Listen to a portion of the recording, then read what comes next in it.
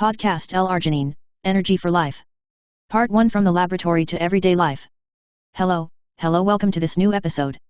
Today we're talking about a molecule that sounds like something from a chemistry class, but that can make a difference when you're running, cycling, lifting weights, or just want to get through the day with more energy, L-arginine. We're going to break down what it is, how it works inside the body, what science says about its benefits, and, most importantly, how to translate all of this into real life without getting bogged down in technical jargon. 1. What is L-arginine? Let's start with the basics. Arginine is an amino acid, one of the building blocks of protein. Our bodies can make it, and we also get it from our diet, lean meats, nuts, legumes. So why supplement? The key is that arginine is the raw material for nitric oxide, NO, a molecule that dilates blood vessels, improves blood flow, and helps oxygen and nutrients reach muscles more quickly. Imagine turning on a hose wider when watering, the water hits with more force and better covers all the plants. The same thing happens to your blood when you have enough nitric oxide. Furthermore, NO promotes muscle contraction, increases the efficiency with which your cells produce energy, ADP, and can even stimulate mitochondrial biogenesis, more energy power plants per cell. As if that weren't enough, arginine has been shown to help release growth hormone, reduce lactate and ammonia accumulation after exercise, and improve the use of carbohydrates as fuel. 2. What science says, does it really work? A rigorous analysis of 18 studies compared arginine with placebo in aerobic, oxygen usage, VO₂max, and anaerobic, short, intense efforts, tests. The conclusion was clear: arginine can improve both types of performance. In aerobic tests, the effect was large; in anaerobic tests, it was small but positive. More interestingly, the researchers pinpointed the optimal dose and timing of intake. Acute protocols take only that day around 0.15 grams per kilo of weight, about 10-11 g for a 70 kg person, between 60 and 90 minutes before training. Chronic protocols, several weeks 1.52 g daily for 4-7 weeks for endurance sports, or 10-12 g daily for 8 weeks if your discipline is very explosive. In other words, a high, one-time dose provides an immediate boost, while low, steady doses build improvements slowly. 3 inspiring stories, 3 friends, 3 results. To put this into perspective, let's imagine Carla, Diego, and Pablo. Carla runs marathons. She'd been stuck at kilometer 35 for a while, where her legs were turning to jelly. She tried 1.8 grams of arginine daily for 5 weeks. The result, she reached kilometer 38 still feeling strong and shaved 6 minutes off her personal best. Diego is a power lifter. He took 10 grams of arginine 70 minutes before his heavy sessions. He noticed he could squeeze in an extra rep in each set, and best of all, the next day his muscle soreness was noticeably gone. Pablo plays amateur soccer. After taking 2 grams daily for a month, he noticed that the last 15 minutes were no longer a chore. He even reported improved concentration at work, perhaps because his cerebral circulation also benefited. These anecdotes coincide with laboratory findings: improved fatigue times, greater power, and accelerated recovery. 4. Dose and timing. Why does it matter so much? The peak arginine level in the blood occurs between 30 and 90 minutes after ingestion. This window explains why studies using doses of 5-6 g and taken too close to exercise failed to see a significant effect. However, when titrated to 10-11 g and given sufficient time, the benefits appear even in trained athletes. With chronic protocols, the logic is different. Daily arginine can adjust your metabolism to burn lactate more efficiently, reduce ammonia, that byproduct that makes you feel heavy, and perhaps promote the expansion of lean muscle mass. Some studies with 1.53 g daily showed less fatigue in recreational subjects, while in elite athletes the effects were more modest, suggesting that the more trained you are, the less room there is for improvement with a single supplement. 5. Is it safe? No serious adverse effects were reported in most trials. Digestive discomfort, gas, mild diarrhea, is the main problem when the dose exceeds 10-12 g at a time. Also, if you are taking blood pressure medications or anticoagulants, you should consult your doctor, as arginine also dilates blood vessels and could potentiate these medications. 6. Advancement of the SWOT and the action plan. In the second part, we'll delve into a SWOT, strengths, weaknesses, opportunities, and threats, analysis to give you a balanced view, and we'll build a step-by-step action plan, dosages for different sports, rest cycles, a guide to choosing quality products, and warning signs to watch out for. 7. To take you today. Arginine is the igniter that increases the spark of nitric oxide and improves circulation. Science supports large improvements in endurance and small but real improvements in short-term power. Dose and timing are key: 10-11 g 1 hour before competing, or 1.52 g daily for several weeks for endurance. Minimal side effects, but don't use it as a magic patch. Your foundation will still be eating well, sleeping, and training wisely. In the next installment, We'll expand on each point with examples, analogies, and practical recommendations so you can start your own protocol safely and with common sense. See you soon. Key references: positive results in aerobic and anaerobic tests, and suggested doses. Optimal acute regimen of 0.15 g/kg 60-90 minutes before. Physiological benefits: vasodilation, lower lactate and ammonia, better use of carbohydrates. Podcast L-arginine, Energy for Life. Part 2: What arginine does inside you and expanded SWOT. Thanks for following along. In Part 1, we laid the groundwork: what L-arginine is, why it's related to nitric oxide, what science has seen about its impact on performance, and how it can be used in acute or chronic doses. Today, we're going to get under the skin to better understand what happens in your body when you take it, why timing and quantity matter so much, what research tells us about different levels of athletes, and, most importantly, we're going to develop a comprehensive SWOT analysis so you have a balanced view before deciding whether to incorporate it into your routine. At the end, I'll lay the groundwork for the practical action plan that comes in the next part. 1. A quick review to warm up. L-arginine is an amino acid that your body uses as a raw material to make nitric oxide, a vasodilatory molecule that widens blood vessels and helps deliver more blood with oxygen and nutrients to working muscles. When you train and your demands increase, this vasodilation can translate into greater endurance, less early fatigue, and a slightly faster recovery. We already covered this idea of turning on the hose to water better in your draft, and it's perfect because it summarizes the essentials without the technicalities. Recent scientific research has combined studies comparing arginine with placebo in aerobic, long duration, oxygen intensive, and anaerobic, very intense, short duration, performance tests. The combined analysis showed that arginine supplementation can improve both types of performance, with a large effect in aerobic tests and a small but positive effect in anaerobic tests. 2. Inside the body, from arginine to nitric oxide, and beyond. When you ingest L-arginine, some of it is absorbed in the intestine and enters the bloodstream. From there, it can enter the endothelial cells, the thin inner lining of blood vessels, where the enzyme nitric oxide synthase, NOS, converts arginine into nitric oxide. This NO acts as a chemical signal, relaxing the vascular wall, increasing vessel diameter, and improving blood flow. This vasodilation mechanism is central to hypotheses about how arginine might enhance oxygen and nutrient delivery during exercise and, ultimately, support training adaptations. The metabolic pathway doesn't end there. Some arginine can be diverted into the urea cycle, via arginase, converted into ornithine and then citrulline, and recycled back into arginine in a circuit known as the citrulline-NO cycle. This recycling is important because, if the arginine you ingest is consumed quickly, circulating citrulline can serve as an indirect reservoir that sustains NO production for longer. The role of citrulline in mammals and its relationship with arginine has been extensively reviewed in the literature, prompting studies that combine both amino acids to enhance results. In addition to the arginine-NOS pathway, another pathway fuels NO production from dietary nitrates, e.g., beetroot juice, which are converted into nitrites and then NO, especially under conditions of low oxygen availability. This nitrate-nitrite NO pathway is being studied as a possible complement or alternative, opening the door to combined strategies in sports nutrition. 3. What changes in your performance, oxygen cost, fatigue, and metabolites? Why might a more relaxed blood vessel help you run faster or lift heavier? First, because it improves oxygen delivery, which can reduce the oxygen cost of a given effort, that is, you need less metabolic effort to sustain a pace and delay the onset of fatigue. Studies included in the review have observed that, after supplementing with arginine before exercise, some people increased time to exhaustion and power output in cycling endurance tests, both in trained and untrained subjects, when the dose was appropriate and the intake time was correct. Another interesting point, in several trials, arginine helped reduce fatigue-associated metabolites, such as lactate and ammonia, after intense sessions.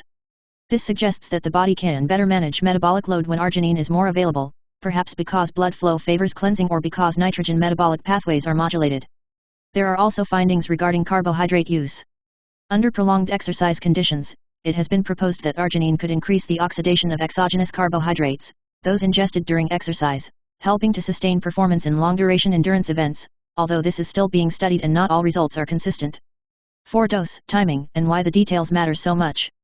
The systematic review highlights that responses are strongly dose and timing dependent.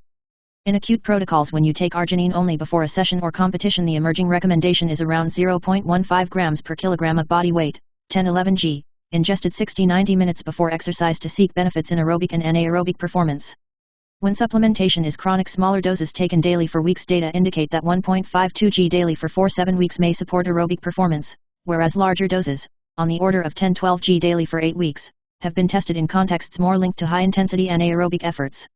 It is also important to avoid going too far, several studies using moderate doses, e.g., around 6g/day, did not observe clear improvements in aerobic or anaerobic performance, suggesting either a higher effective threshold or inadequate timing. Additional evidence shows that trials with 5-6g administered in windows close to exercise, 30-90 minutes prior, often did not report consistent benefits in total running time or average power at ventilatory threshold, especially in trained subjects. 5. Does your training level influence it? Yes.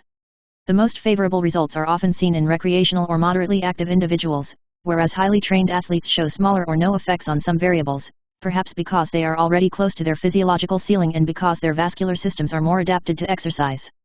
In the review, chronic supplementation of 1.53g/day improved work capacity at the fatigue threshold in recreational or untrained subjects, associated with lower ammonia and lactate concentrations, greater muscle power, and improved blood flow. In contrast, doses of 2.85-5.7g/day for 4-8 weeks did not significantly change time to exhaustion in well-trained endurance runners or cyclists, and protocols of up to 12g/day for 8 weeks showed limited results in incremental testing in endurance athletes. These contrasts led the authors to suggest that doses may need to be adjusted based on fitness level when working with arginine, as has been seen with other no-related supplements, such as beetroot juice. 6. The evidence is not perfect, what science still debates.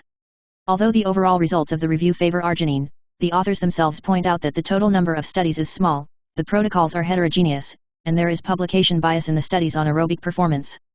This means that, while the data are promising, they should be interpreted with caution and better controlled evidence should continue to accumulate.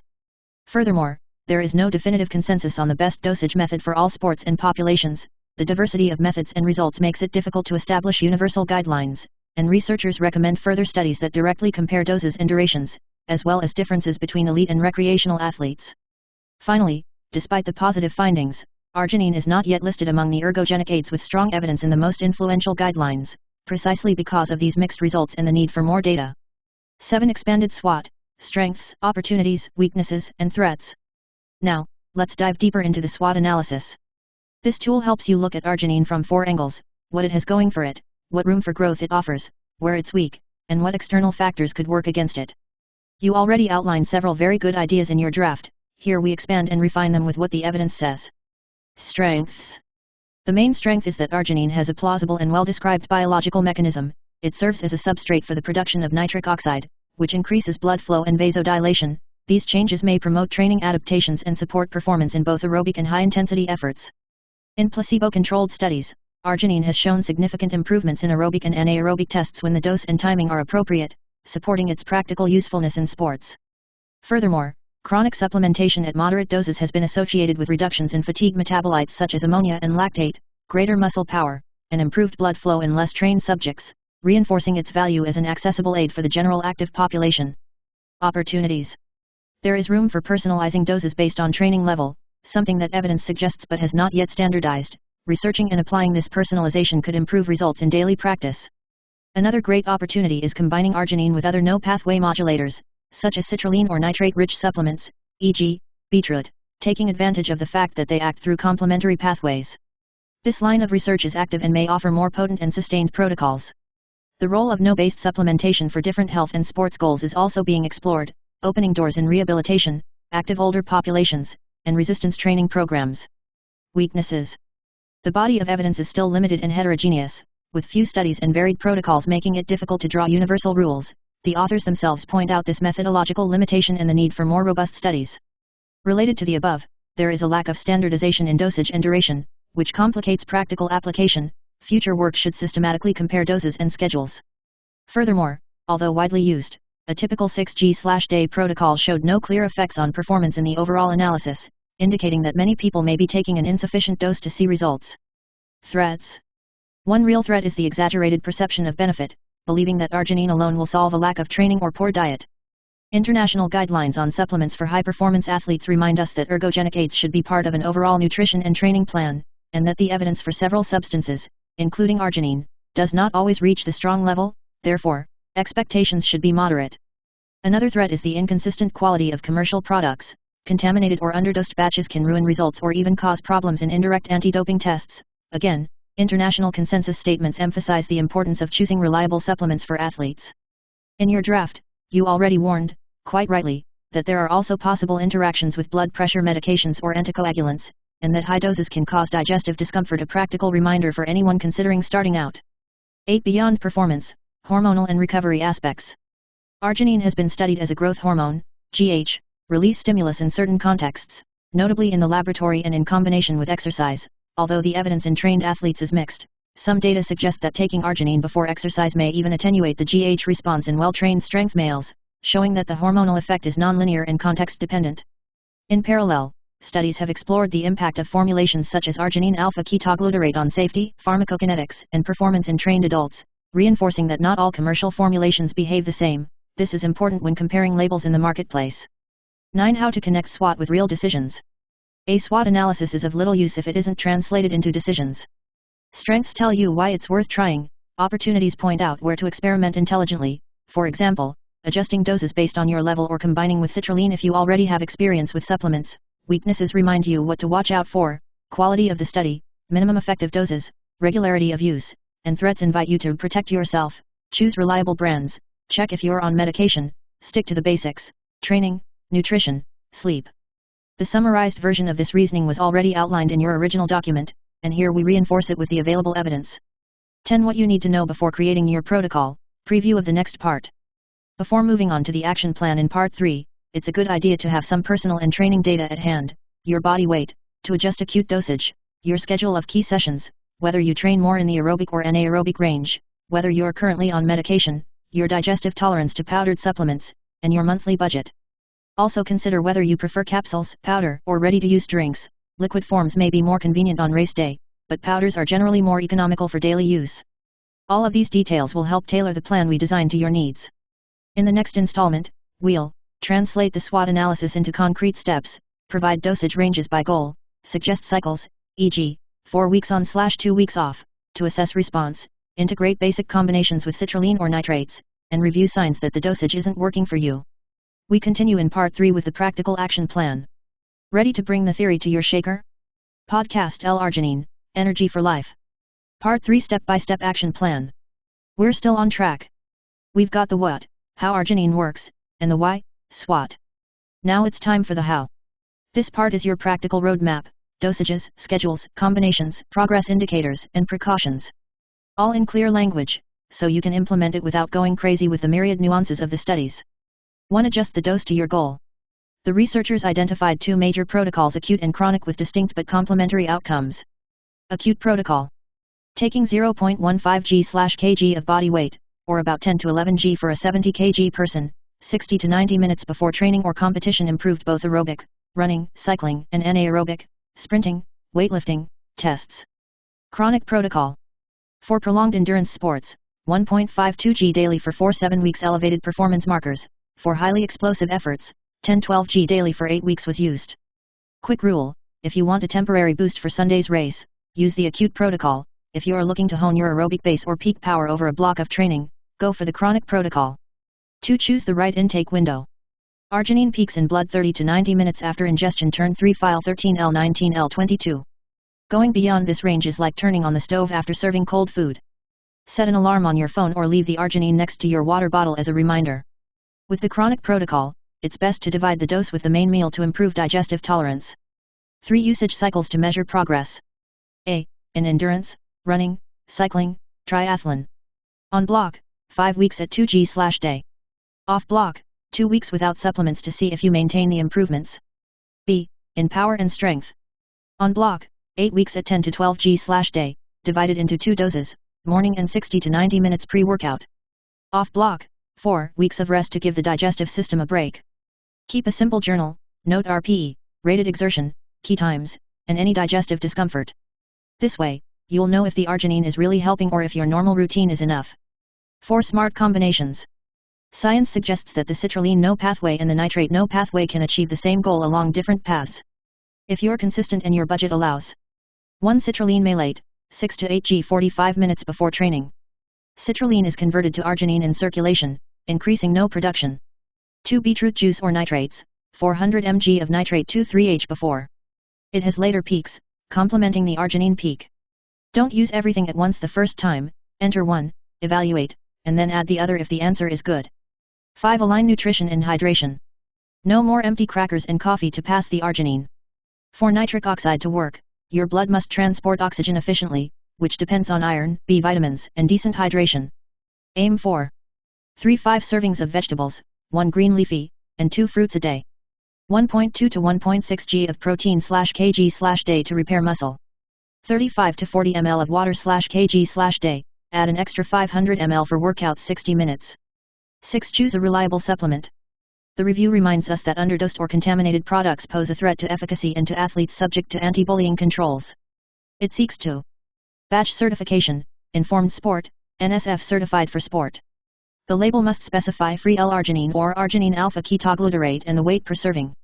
Third-party analysis available online. 7 signs that everything is going well, or not. Positive indicators, in 2 to 4 weeks. Less burning sensation in the last series or kilometers. Slightly lower submaximal heart rate at the same pace. Need for less rest between sprints.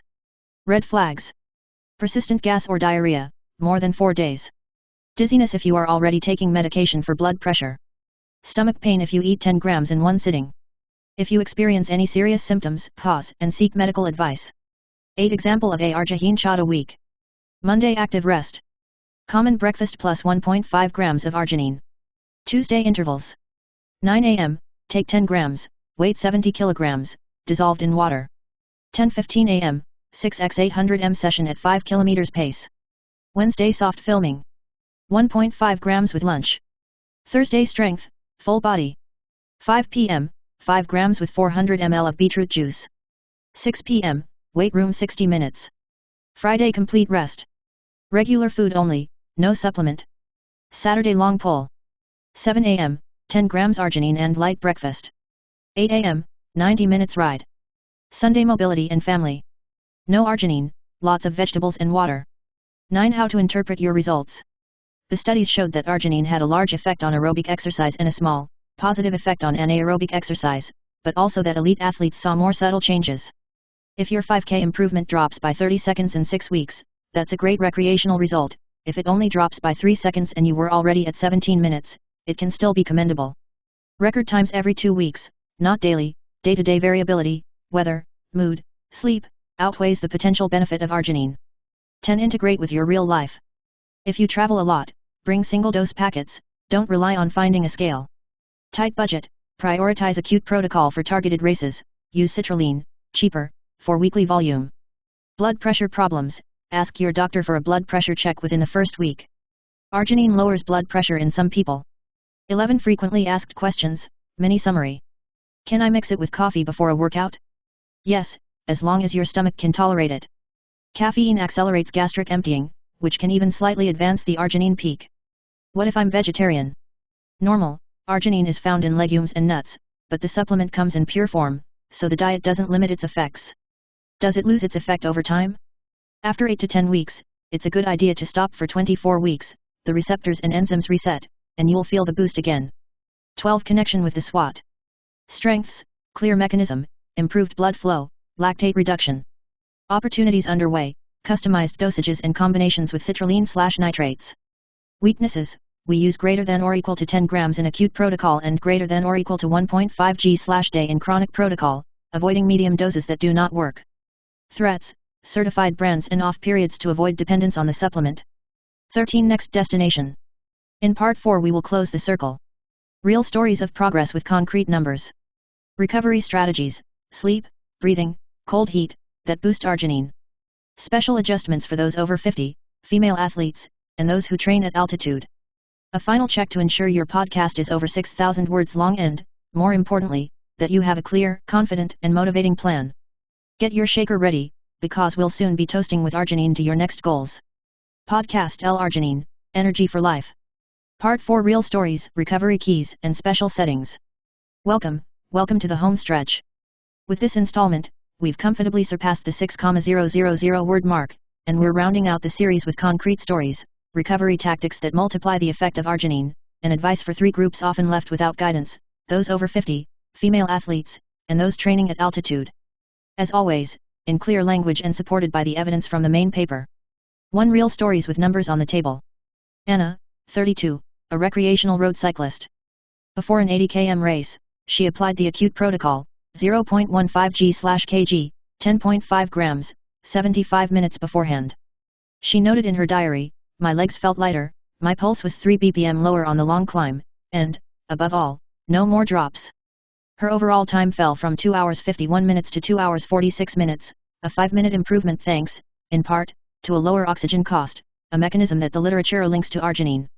Carlos, 54, a master runner.